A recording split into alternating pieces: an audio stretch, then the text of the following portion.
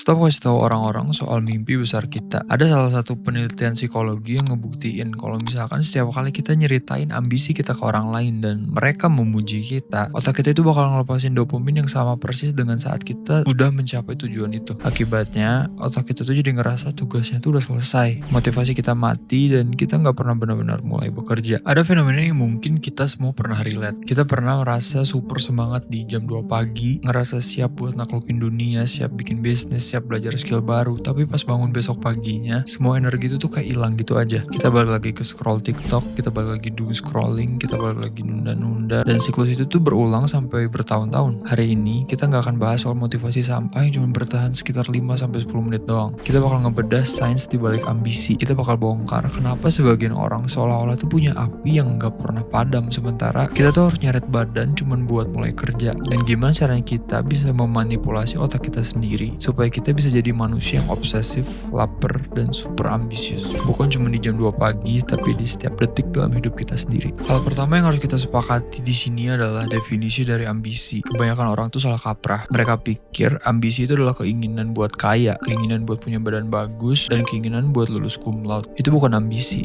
Itu cuma angan-angan. Itu cuma daydreaming doang. Ambisi yang sebenarnya adalah sebuah kebutuhan. Ini adalah saat dimana keinginan kita itu berubah menjadi sebuah keharusan. Contohnya saat kepala kita itu ditenggalamin di dalam air. Di saat itu kita tuh gak pengen bernafas, tapi kita butuh nafas. Kita akan nendang, kita akan nyakar, dan kita akan melakukan apa aja buat dapet udara. Itu ambisi. Kalau kita belum merasa sesak napas saat kita belum mencapai tujuan baru kita, berarti kita tuh belum cukup ambisius. Masalahnya untuk manusia zaman purba atau sering disebut sebagai lizard brain, itu didesain buat satu hal aja, survival, bukan untuk sukses. Otak kita tuh gak peduli kita mau jadi CEO, mau jadi atlet top, atau apapun itulah. Otak kita tuh cuma peduli kalau kita tuh aman, kita tuh kenyang, dan kita tuh gak capek. Makanya setiap kali kita mau melakukan sesuatu yang ambisius, yang pasti butuh energi besar dan beresiko, otak itu tuh bakal berteriak kayak, ngapain? Mending kita duduk aja, hemat energi, dan dia tuh ngasih banyak skenario buruk di otak kita, nakut-nakutin kita, dan kasih skenario-skenario gagal, biar kita tuh gak pernah mulai. Inilah kenapa jadi average atau rata-rata itu terasa sangat nyaman. Karena itu adalah setelan pabrik. Jadi ambisius, berarti kita tuh harus bisa melawan biologi kita sendiri. Kita harus bisa meretas sistem operasi otak kita sendiri. Ayo kita ngobrol soal bahan bakar utama ambisi, yaitu dopamin. Kita pasti sering banget dengar kata ini, tapi banyak yang salah paham. Mereka pikir dopamin adalah hormon kebahagiaan. Enggak, itu salah besar. Dopamin adalah hormon pengejaran. Dopamin adalah zat kimia yang dilepaskan ke otak sebelum kita mendapatkan reward, bukan setelah kita mendapatkan reward. Ini adalah zat yang bikin singa bangun dan ngejar rusa. Ini adalah zat yang bikin kita rela buat antri berjam-jam cuma buat beli gadget baru. Masalah manusia modern, masalah kita adalah reseptor dopamin kita yang udah digoreng abis-abisan. Coba bayangin dopamin itu tuh kayak mata uang. Setiap hari kita punya jatah tertentu. Orang yang super ambisius, mereka tuh menginvestasikan dopamin mereka ke hal-hal yang susah atau sulit. Mereka menahan diri buat gak mendapatkan dopamin atau kepuasan secara instan. Mereka kerja sangat keras, mereka belajar sangat keras, mereka olahraga, dan dopamin itu tuh dilepaskan perlahan sebagai motivasi untuk terus maju. Sementara kita, kemungkinan besar kita tuh membelanjakan dopamin kita tuh untuk hal-hal yang murah. Scroll media sosial, tonton shorts videos 15 detik, makan junk food, main game berjam-jam, atau nonton pornografi. Ini yang disebut sebagai cheap dopamin atau dopamin murahan. Saat kita membanjiri otak kita dengan dopamin gratisan,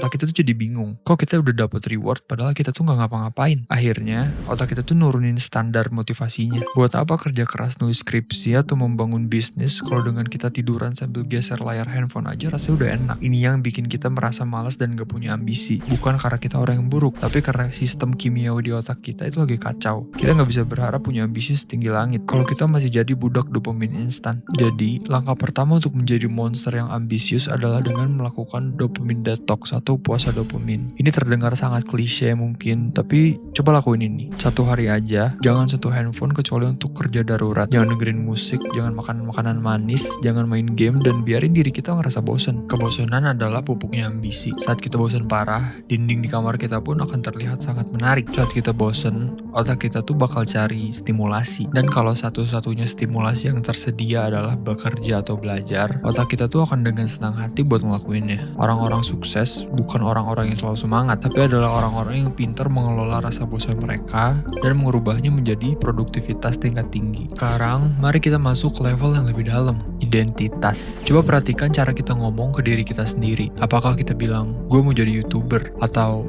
gue adalah seorang content creator. Beda satu kata, tapi efeknya ke otak tuh beda jauh banget. Ada konsep psikologi namanya cognitive dissonance atau disonansi kognitif. Singkatnya, otak manusia itu benci kalau apa yang kita percayai itu nggak sesuai dengan apa yang kita lakukan. Kalau kita percaya bahwa kita adalah orang yang malas, maka saat kita mencoba rajin, otak kita tuh akan sabotase. Otak itu tuh bakal bilang kalau kegiatan ini tuh bukan kita banget, dan dia akan menyuruh kita buat tidur lagi atau scroll TikTok lagi. Sebaliknya, kalau kita menanamkan identitas baru secara radikal, misalnya saya adalah atlet, maka saat kita melewatkan latihan 1 hari aja, kita akan merasa ada yang salah. Kita akan merasa gelisah. Rasa gelisah inilah yang dimiliki sama orang-orang super ambisius. Mereka nggak butuh motivasi video YouTube buat lari pagi. Mereka lari pagi karena kalau mereka nggak lari, rasanya tuh bakal aneh banget. Identitas mereka tuh menuntut itu. Sekarang pertanyaannya adalah, gimana cara ngerubahnya? Jawaban dari pertanyaan ini adalah mulai dari bukti paling kecil. Jangan langsung targetkan ke hal-hal yang mustahil. Ambisi besar itu dibangun dari kemenangan-kemenangan kecil yang ditumpuk setiap hari. Kalau kita mau jadi penulis, jangan langsung mikirin novel 500 halaman. Tulis 1 paragraf hari ini, besok tulis 2, lusa tulis 3. Setiap kali kita melakukan tindakan itu, kita sedang memungut suara untuk identitas baru kita. Kita sedang membuktikan ke otak kita kalau misalkan, lihat, gue adalah seorang penulis. Lama-lama, ambisi itu akan tumbuh secara organik, bukan dipaksa. Tapi ada satu rahasia gelap tentang ambisi yang jarang orang bicarakan. Sisi gelap yang sebenarnya adalah bahan bakar paling kuat kalau kita tahu cara pakainya. Namanya the dark side of motivation. Banyak guru motivasi bilang kalau kita harus berpikir positif, harus visualisasi kesuksesan, harus penuh cinta, dan itu bagus. Tapi jujur aja, kadang itu tuh gak cukup buat ngangkat pantat kita dari sofa. Lo mau tahu gak apa yang lebih kuat dari keinginan untuk sukses? Ketakutan akan kegagalan dan rasa muak pada keadaan sekarang. Coba lihat kondisi hidup kita sekarang. Lihat rekening bank kita. Lihat bentuk badan kita di cermin. Lihat progres, karir atau kuliah kita. Menurut lu, apakah lu akan marah? Apakah lu akan jijik? Atau lu cuma bilang, ya lumayan lah, disyukurin aja. Rasa syukur itu penting buat kebahagiaan sebenarnya. Tapi rasa syukur yang salah adalah racun buat ambisi. Kalau kita terlalu nyaman dengan kemiskinan atau kegagalan, kita nggak akan pernah bergerak. Kita harus tetap menggunakan rasa tidak puas, rasa iri yang positif, dan rasa takut yang tertinggal sebagai bensin. Michael Jordan, atlet basket terhebat sepanjang masa, terkenal suka menciptakan musuh dalam kepalanya. Dia mencari-cari alasan untuk merasa tersinggung supaya dia punya api ambisi untuk menghancurkan lawannya di lapangan. Dia menggunakan sisi gelap itu. Coba visualisasikan masa depan kita kalau kita nggak berubah. Bayangin 5 tahun atau 10 tahun dari sekarang. Kita masih di tempat yang sama, dengan masalah keuangan yang sama. Sementara teman-teman kita udah melesat jauh banget. Coba bayangin rasa nyesalnya. Itu pasti sakit, dan pakai rasa sakit itu. Jadinya rasa takut menjadi rata-rata itu lebih besar daripada rasa takut akan capeknya bekerja. Saat rasa takut menjadi pecundang itu ngejar kita akan lari secepat kilat menuju kesuksesan. Itu adalah naluri bertahan hidup. Ubah sukses menjadi satu-satunya jalan untuk bertahan hidup. Selanjutnya kita akan bahas soal lingkungan. Ada pepatah lama yang bilang, kita adalah rata-rata dari 5 orang yang paling sering kita temuin. Ini bukan sekedar kata-kata mutiara. Ini adalah penularan sosial. Emosi dan perilaku itu menular. Kalau kita nongkrong sama orang yang setiap hari kerjaannya cuma ngeluh soal dosen, ngeluh soal pemerintah, ngeluh soal susah cari kerja, dan kerjanya cuma main game sampai subuh, mustahil kita bisa jadi orang yang hyper ambisius. Energi mereka akan nyedot energi kita, standar mereka akan jadi standar kita. Kalau di tongkrongan kita tabungan 10 juta itu dianggap banyak banget, maka ambisi kita akan mentok di angka itu. Tapi kalau kita masuk ke lingkungan di mana punya tabungan 100 juta itu dianggap kecil dan lu harus lebih giat lagi, otak kita tuh bakal shock. Kita tuh akan ngerasa sangat tertinggal, dan perasaan tertinggal di lingkungan yang tepat adalah anugerah terbesar yang bisa kita dapatkan.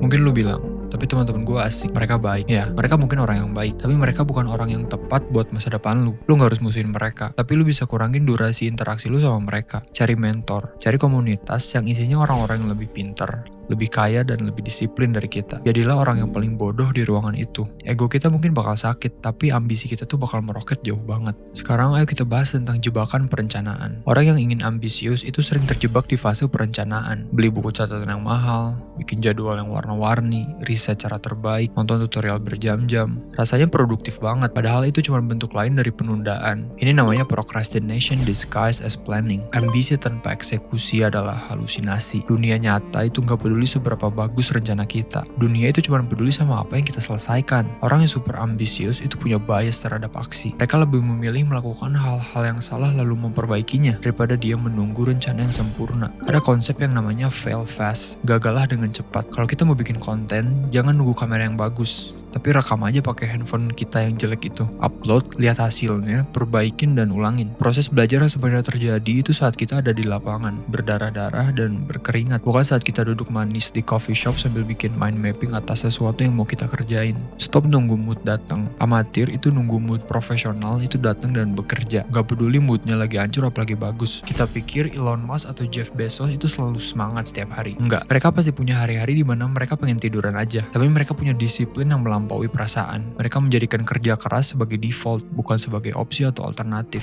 Dan disinilah kita masuk ke bagian yang paling krusial, ketahanan mental atau resilience. Jalan menuju ambisi itu sepi, serius. Sepi banget. Akan ada masa dimana kita harus menolak ajakan main teman-teman kita karena kita harus nyelesain proyek yang lagi kita kerjain. Akan ada masa dimana kita udah kerja keras berbulan-bulan, bahkan bertahun-tahun, tapi hasilnya tuh masih nol. Di titik inilah seleksi alam terjadi. 99% orang itu bakal stop di sini. Mereka bakal bilang, kayaknya ini bukan jalan gua, atau ini terlalu susah. Dan mereka kembali ke kehidupan rata-rata yang nyaman. Tapi kalau kita mau jadi yang 1%, kita harus mencintai rasa sakit itu. Kita harus punya mentalitas, semakin susah, semakin sedikit saingannya, dan semakin bagus dan baik hasilnya. Kesulitan atau kesusahan adalah filter. Kesulitan adalah penyaring yang memisahkan pemimpi dari pemenang. Coba ubah mindset kita tentang kegagalan. Gagal itu bukan tembok, gagal itu cuma polisi tidur. Guncangannya bikin kaget, tapi kita harus terus jalan. Orang ambisius melihat kegagalan itu sebagai data. Oke. Cara A gagal, berarti bukan lewat situ. Coba cara B.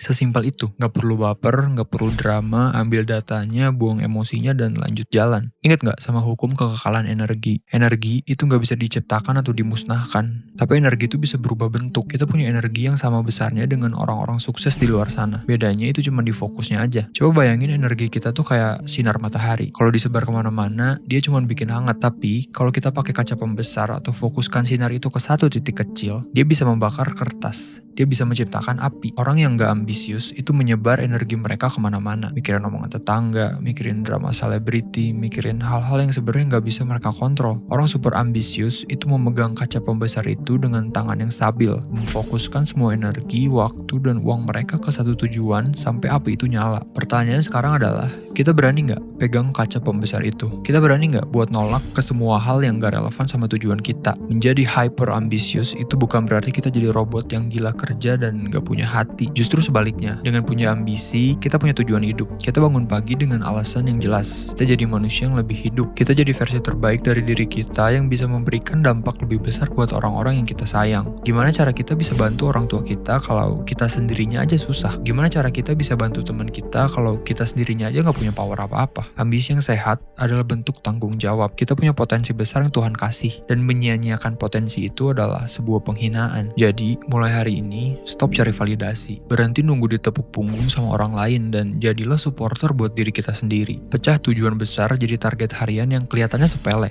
Kalau kita mau punya badan bagus, target hari ini cuman pakai sepatu lari dan keluar pintu. Itu aja. Kalau kita mau pintar investasi, target hari ini tuh cuman baca 5 halaman tentang buku keuangan. Selesain hal-hal kecil itu, rasain dopaminnya, terus ulangin lagi besok. Konsistensi yang membosankan adalah kunci dari kesuksesan yang luar biasa. Jangan cari jalan pintas, karena jalan pintas biasanya adalah jalan buntu yang disamarkan. Cintailah prosesnya, cintailah rasa capeknya, dan cintailah perjuangannya. Dunia ini penuh dengan orang-orang pintar yang malas, penuh dengan orang-orang berbakat yang gak punya nyali. Dunia gak butuh lebih banyak pemimpi. Dunia ini butuh eksekutor. Dunia butuh kita yang versi ganas, yang gak kenal ampun sama rasa malasnya sendiri. Jangan biarin hidup kita lewat gitu aja kayak air mengalir. Jadilah batu karang yang memecah ombak. Jadilah arsitek nasib kita sendiri. Dan ingat, waktu terbaik untuk menanam pohon adalah 20 tahun yang lalu. Waktu terbaik kedua adalah sekarang. Tutup semua tab browser yang gak penting, matiin notifikasi HP kita, ambil selembar kertas, dan tulis satu hal yang kita akan eksekusi hari ini juga. Kalau kita nunggu sampai kita ngerasa siap, kita akan nunggu seumur hidup.